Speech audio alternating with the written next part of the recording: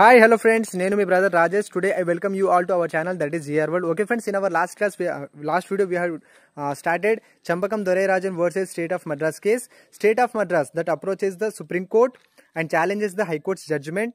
And Supreme Court lo em cheptadante, according to Article 46, state has a responsibility in promoting the educational and economic interests of the weaker sections, particularly SCs, STs. So దీని ఆధారంగా తీసుకుంటే communal GO of 1927 that is correct.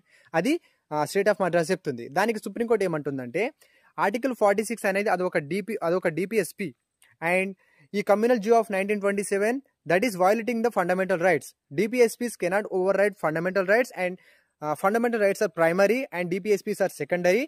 So supreme court ఏం చెప్తుందంటే మళ్ళీ article 13 clause 1 ప్రకారం చూసుకుంటే those pre constitution laws which violates the fundamental rights those are invalid and communal GO of 1927 that is a pre constitution law and that is even violating the fundamental rights. So that is invalid and supreme court దాన్ని ఏం చెప్తుంది, that is unconstitutional. And దీని తర్వాత ఏమవుతుందంటే ఈ case ప్రకారంగానే first constitutional amendment act వస్తుంది. దీని ద్వారా ఆర్టికల్ 15 క్లాస్ 4 ఇంట్రొడ్యూస్ చేస్తారు. ఆర్టికల్ 15 క్లాస్ 4 ఏం చెప్తుంది, that state can make special provisions for the advancement of socially and educationally backward classes, particularly mainly SCs and STs. వాళ్ళ కొరకు స్పెషల్ ప్రొవిజన్స్ తీసుకురావచ్చు that states can make.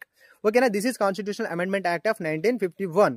Okay friends, for the full video visit our channel that is GR World and get the knowledge. Thank you friends.